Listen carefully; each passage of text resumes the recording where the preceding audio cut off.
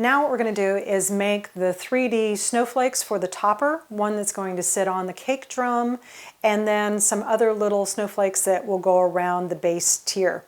So what I have used is this cutter set. It has large, medium, and small snowflake shapes, and it also has small little cutters to cut out some of the intricate design in the middle. You can really customize these, make your snowflake look however you would like it to look. Now, with these, I'm also going to use these plunger cutters, and these come in a small, medium, and large, and I'll show you how we're going to put those in some of the empty spots on the base tier. So with these, you want to make sure, just like the buckle, that you do this a couple of days in advance. You really have to make sure that these are really dry. Now, some areas are more humid than others, so your drying time may be 2 days, maybe 3 or 4 days. Just make sure that these are really nice and dry before you try and use it as a topper. So I've got a large, a medium, and kind of a smaller shape already cut out. And let me just show you how I did that. I took this shape and then this little pattern from the inside, and I'm going to use a piece of gum paste that is the same thickness as the buckle. We want it substantial so that when we put it on the cake, we're going to have something that's not going to want to crack and fall over easily. I'm going to go ahead and dust the surface, taking the cutter, push down. Make sure that you've got a nice edge with no feathers on the sides. What I like to do is flip it over and just make sure that all those edges are nice and crisp and clean. I'm going to go ahead and pull that out. Carefully push it out so that you don't distort the shape. Put that aside. And now this is a little shape that I'm going to go ahead and just do some cutouts. And what I did, as you can see, this has a little point. I kind of lined that up with one of these points on the snowflake. So I put the point towards this point, and then the little divot on this one angling towards the point on the other side of the snowflake. Push down. Again, make sure you've got a clean cut. Support it as you wiggle it out. Now, you may need the end of a paintbrush or a skewer to push that out. So I've got that shape. I'm going to turn it around so you see that one. And I'm going to make sure that this little divot is pointed towards that point. This point is pointed to here. That way everything is kind of lined up. And in nature, snowflakes are no two alike, so you don't stress it that much.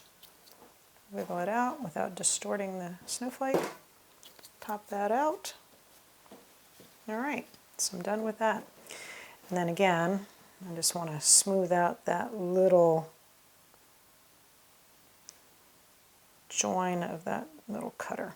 Okay, so it's as simple as that. So now just set this aside for 2 to 3 days until it's really, really dry. So I'm going to move that there. Plunger cutters are the easiest thing in the world to use. As you see, I have these. These were made out of gum paste. Now, you need to roll these and kind of play with the thickness. If they're too thick, they won't pop out of the plunger cutter. So what I found, if you're using a pasta roller, I found that on the 2 setting, that it is thin enough that it will pop out and not get stuck. So, plunger cutter, pull it up, and then pop it out. You may get a little, if that happens, just straighten it up. And then put these again on a piece of foam, piece of paper towel, as long as they're nice and flat, and set them to dry. So I like to wiggle it around, pull that off. Again, take it, pop it. I love plunger cutters. They are the simplest things to use. We'll do, actually, you can see I also have a small, but I'm going to show you, you'll see here, I have some of these cut in half. And the reason that I did this is I had the thought that we might take some of these half snowflakes and attach them to the side of the cake standing out. So easy thing, make sure that you have a sharp knife and then just cut from this little center point to that little point. Cut it in half. And then put these off to dry. And again, with these are more delicate than these. They're a lot thinner. Make sure that you do extra. I would say at least cut 10% more than what you think you're going to need because they will break. So again, just plan ahead, plan for you have breakage. If you don't have breakage, then you can use these pieces to adorn cupcakes.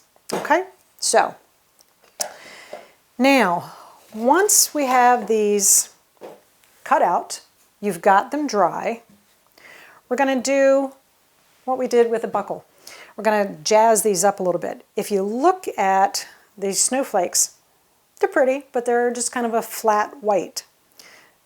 If you brush them with a little pearl dust, they really stand out and have a much more finished look. So we're going to do the same thing we did with the buckle. Protect your work surface. Take your snowflakes. Now what I'm using is Crystal Colors Bright Silver Dust. I'm going to take this, I'm just going to tap a little bit into the lid here. Going to use our lemon extract. Again, you can use clear grain alcohol, vodka, whatever works for you. Going to make that into a little bit thinner than a paste. And then just brush them. Dries very quickly and it adds that sheen and shimmer. I'm also going to do that to these larger pop-up 3D snowflakes. I'm going to go ahead and do the large one. Now I'm not going to do the backs right away because on the back I'm going to attach our candy sticks so that it will hold it into the cake. So I don't want that dust there to make sure that the candy melt will actually attach to the gum paste. After you have it attached, you can go ahead and dust it at that point.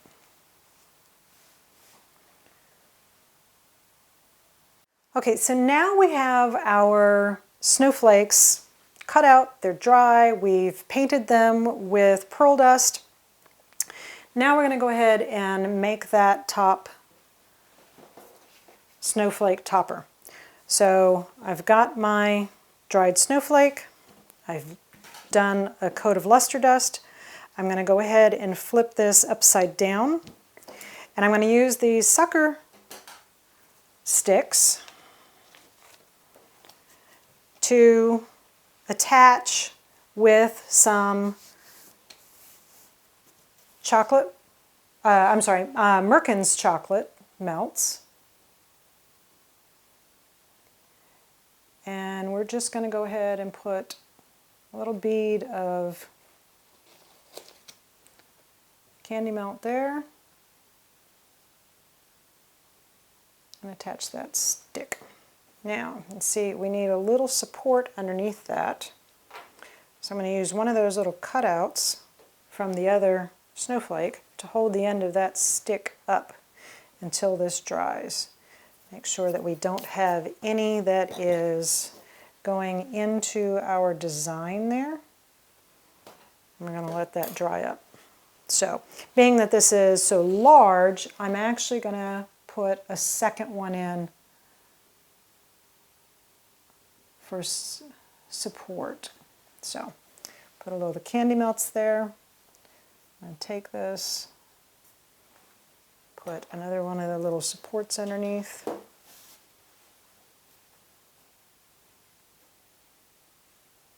see See if we're relatively straight and even with the other one, so that these are parallel. And it's okay that one's longer than the other. So I'm going to go in and make sure that we have enough candy melt attached to the snowflake and to that stick that it is kind of encapsulated. And again, this is the back side, so it's fine. So there's one. Let's see if we can carefully move this out of the way. And it's already starting to seize. And you don't want to rush it. You want to make sure that those are really cooled enough. All right, so let's go ahead and do another.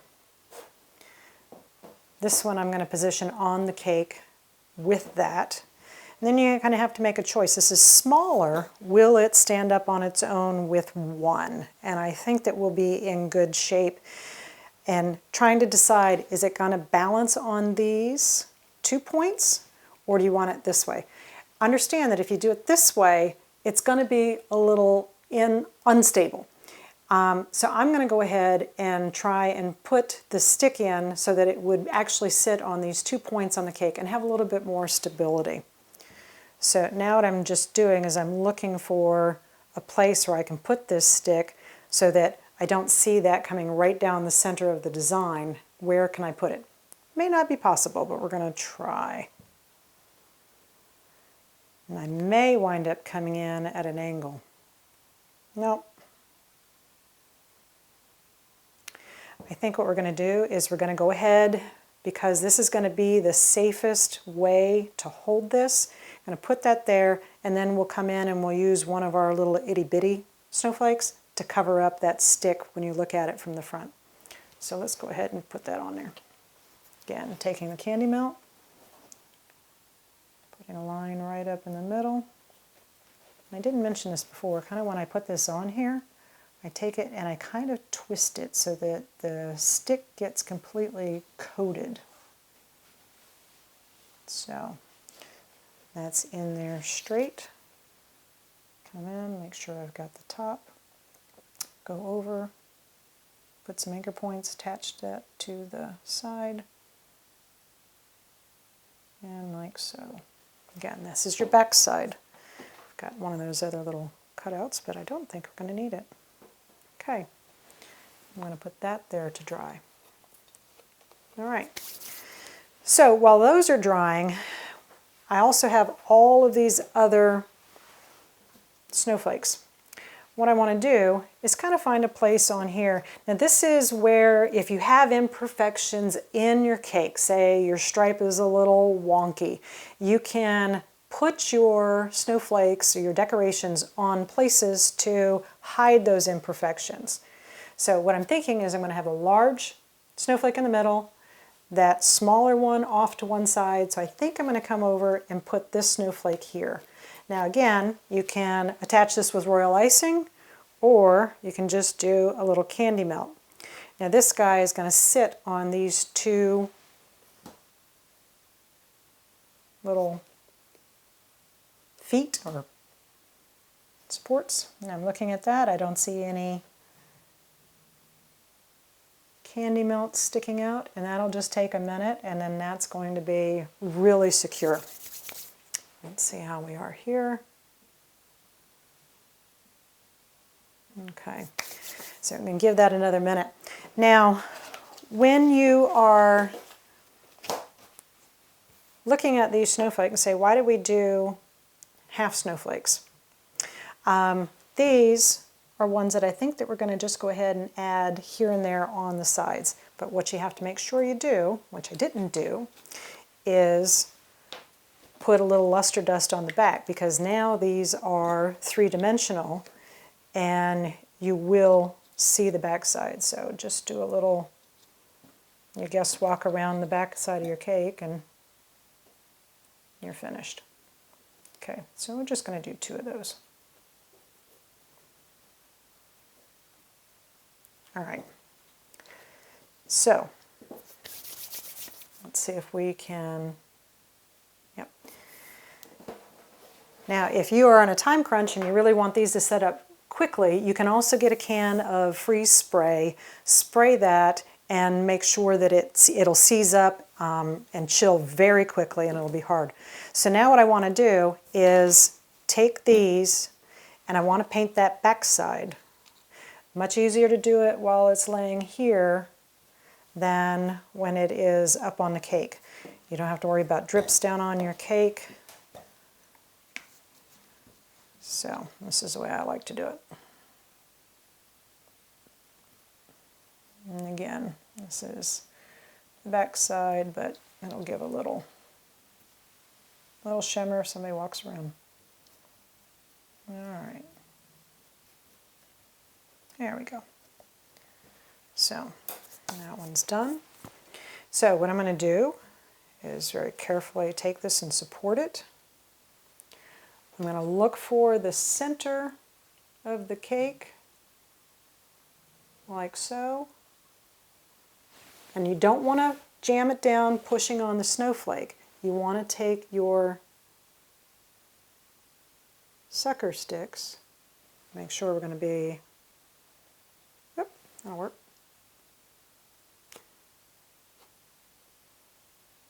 And just equally, same time, drop that down onto the cake. Feel like you're going a little wrong angle, and back her up and push her in. Now, tip when you get to this point, if you have a pair of needle nose pliers, you can take these and gradually pull down. And that way you have a little more room than having your fingers in the way. All right, so now you see a little bit of the treat stick there. You can either pull this out, we can cut it, or you can come back in and you could just take a baby snowflake, which I think we're just going to do that and make it easy and done. Tiny bit of candy melt there. I'm going to turn this to me and put a little snowflake there. All right, so let's go ahead and get the other one. This is now set up.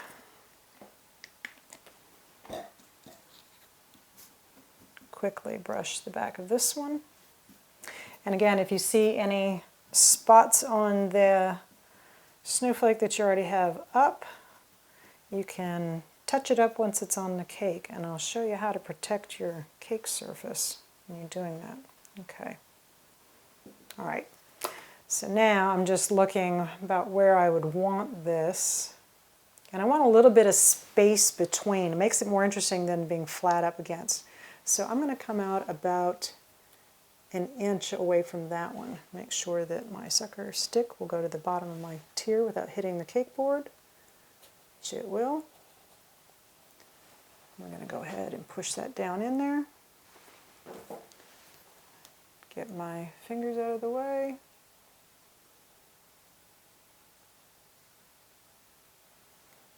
And we're down on the cake. So those are your large 3D toppers. Now what you can do is come back in with your other little snowflakes. And those you just kind of have to see, where do you feel like you have empty spots? And where would a little snowflake look nice? And again, this is also your opportunity to hide flaws. And we've all done that. Okay. Actually, sometimes with the plunger cutters, if you notice on these, when they dry, you wind up with a little bit of an indentation. So what I'm having to do is add more candy melt to kind of fill up that void. So we'll go back to where we were, because it wasn't quite sticking. All right. Let's see, put on another couple. How about something like that? So a large one.